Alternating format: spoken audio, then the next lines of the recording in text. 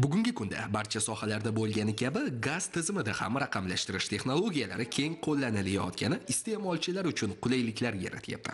Surxondaryo viloyatida 77 ta og'ir hududda shovot va parkent tajribalarini yo'lga qo'yish belgilab olingan. Keyinchalik esa bu tajriba voha bo'ylab ommalashtiriladi. Shu asosda hududga Surxondaryo gaz ta'minoti filiali tomonidan avtomatlashtirilgan mahalla va iste'mol nazorat hisob balansini joriy etish uchun ishlar boshlab yuborildi. Xuddi shunday real ishlar Deno tumanida ham amalga oshirilyapti. Tumandagi Namuna mahallasida avtomatlashtirilgan iste'mol nazorat balansi faoliyati tashkil etildi. Tajriba doirasida ushbu mahallada har bir xonadonga zamonaviy taqsimlagichlar va gaz tejovchi jihozlar o'rnatildi. Mahallaga kirish hududida umumiy gaz hisoblagichlar o'rnatilib, barcha ko'chalarda avtomatlashtirilgan nazorat tizimi barpo etildi. Mazkur tashabbus doirasida 363 ta xonadon to'liq 2 bosqichli tizimga o'tkazildi. Bu esa gaz ta'minoti xavfsizligini oshirib, aholini bir me'yorda zangori olov bilan ta'minlashga va iste'molchilarning sarf xarajatlarini kamaytirishga sabab bo'lyapti. Shuningdek, mahalladagi 5 kilometrlik qo'shqator gaz quvurlari yagona tarmoqqa birlashtirildi. Mahalladagi mavjud 11 ta eski gaz taqsimlash punktlari demontaj qilinib, o'rniga zamonaviy inson omilisiz boshqariladigan gaz taqsimlash shoxobchasi o'rnatildi. Mazkur amaliyot natijasida bir kunda 2000 metr kub tabiiy gaz tejalishiga erishilyapti. Oldin bu og'ir hududlarimizda 2-3 bosqichli gaz quvurlarimiz bor edi. 2-3 ta tortilgan gaz quvurlarini olib tashlab, bitta tizimga keltirib, bularni tartibga olib, bo'yoqlash ishlarini amalga oshirdik. Oldin mana eskirgan guruhlarning o'rniga yangi guruhlar qo'ydik. Oldingiga qaraganda tafovutlarimiz hozir ancha kamaygan. Juda qulaylik tomonlari bor. Gaz yo'qotishlari kamroq. Hozir 93-94% gaz o'rinlari topildi. Biz mana shu xonadonlarning ichiga kirib ham tekshirib, xatlovlardan o'tkazib, ularni gaz hisoblagich asboblarini har birini ko'cha tomonga, tash tomonga chiqarilib, ularni ham qaytadan ta'mirlab, 2 bosqichli tizimga o'tkazdik. Hozir har bir xonadonimizda 2 bosqichli tizimi yaralgan. Mahallalar bilan, odamlar bilan birgalikda uyma-uy kirib, hammasiga tushuntirib, zamonaviy garnikalarni o'rnatish ham kissasiga ekonom, ham gaz sarfiga ekonomligini tushuntirib berdik. Hozir odamlar bunga qiziqish katta, hammasi hozir zamonaviy garnikalardan qo'yib, gazni iqtisod qilishimizga erishyapmiz. Hozir 8140 ta zamonaviy garnikalar qo'yildi. Tuman bo'yicha yana 3 ta mahallani tayyorladik. Bu bilan 3000 dan oshib qoladi xonadonimiz, aholini gaz bilan ta'minlashimiz.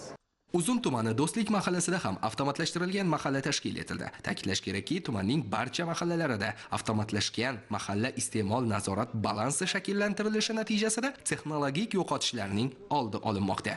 Do'stlik mahallasida 601 ta iste'molchi bor. Iste'molchining hammasi to'liq tashqariga ulanish chegarasiga gaz hisoblashlar chiqarilgan va 2 bosqichga o'tkazilgan. 450 metr qo'shqatorli gaz quvurlari yagona qatorga o'tkazilib, shu hisobdan ham gazni tejash ishlari amalga oshirilyapti. 1,7 kilometr uzunlikda gaz quvurlar ta'mirlash ishlari amalga oshirildi. 450 ta xonadonga energiya tejamkor gaz yondirgichlar o'rnatilgan. Mana boshqa mahallalarga nisbatan kuniga 1000 kuba, 1200 kuba gazlarni hisob qilishga erishildi. Amalga oshirilgan choralarga asosan hozir kunda mana Uzun tumanida olingan gazga nisbatan 279 kuba musbat tafovut qo'shimcha gaz bazaga yopildi.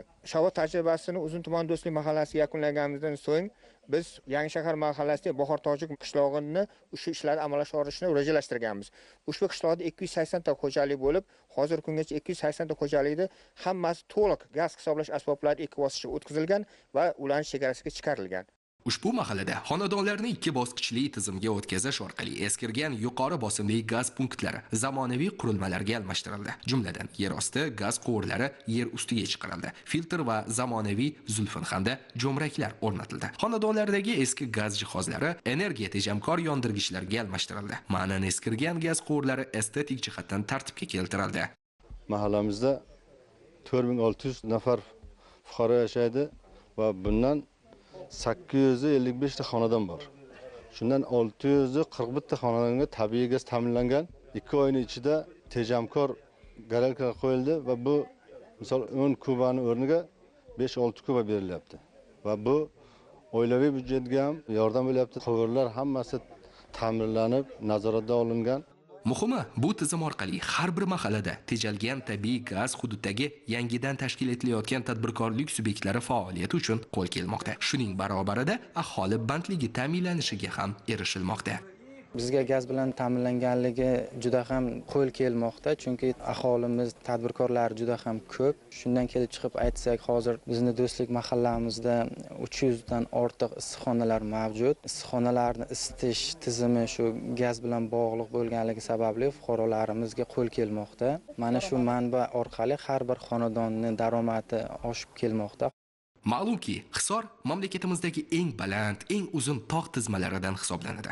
Yurtimiz janubida joylashgan mazkur tog' tizmasining umumiy maydoni 72.022 gektarga teng. Shundan 16.170 gektari daraxtlar bilan qoplangan. Bu yerlar mahobatli tog'lardan iborat bo'lib, dengiz sathidan 1.5 metrdan 4.000 metrgacha balandlikda joylashgan. Bu tog'li hududda 4 ta mahalla bor. Hududga Surxondaryo gaz ta'minoti filiali xodimlari noqulay mehnat sharoitlari bo'lsa-da, bu hududdagi 17,5 ming nafar iste'molchiga yilning 12 oyi davomida xizmat ko'rsatib kelmoqda. Vohaning eng olis Bobotog' hududi Oqmachit mahallasida aholiga suyultirilgan gaz tarqatish shoxobchasi faoliyat yuritmoqda. Biznes subyekti tuzilgan shartnoma va tasdiqlangan jadval asosida chekka hududlarda yashaydigan aholini suyultirilgan gaz bilan ta'minlayapti.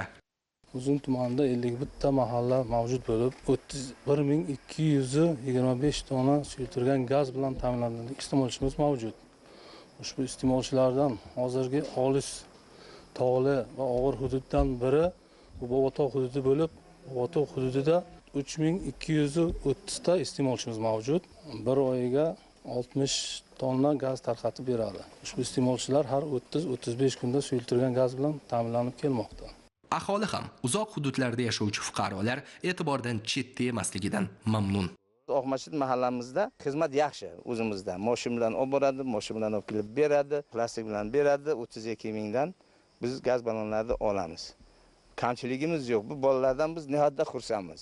Davlatimiz rahbariga katta rahmatki, bizga mana shu eng chekka hududda joylashganimizni inobatga olib, bizga mana shunday sharoitlarni muhayyo qilib berib, shahardagilardek yashab turibmiz. Bugungi kunga kelib amalga oshirilayotgan islohotlar natijasida maishiy gaz ballonlar kirib bormagan xonadon qolmadi. Ilgari bizda gaz yo'q edi oldinlar. Gaz ta'minoti kelgandan keyin bizga tubdan bir o'zgarish yaxshi bo'ldi. Chunki uyimizga gazni oyma-oy, masalan 30 kun, 35 kun ichida gaz xodimlari uyimizga olib borib tarqatib beryapti. Biron joy kamchilik bo'lgani yo'q. Gaz kelgandan keyin mana ayollarimiz va kelinlarimiz juda bizdan davlatdan xursand bo'lib ketdi. Chunki gaz bir tayyor narsa-da. Shartta bir mehmon keladi yoki bir obed qilishga shart gazni yoqib choyimizni qilib beryapti, ovqatimizni qilib beryapti vaqtida, gaz vaqtida olyapmiz. Aytish kerakki, davlatimiz rahbari tomonidan o'tgan 2024-yil 27-avgustda energiya tejamkorligini ta'minlash, muqobil quvvatlardan foydalanishni kengaytirish masalalari bo'yicha o'tkazilgan yig'ilishda belgilab berilgan vazifalar ijrosi yuzasidan Surxondaryo viloyatida olib borilayotgan ishlar hozirdan o'z samarasini ko'rsatmoqda.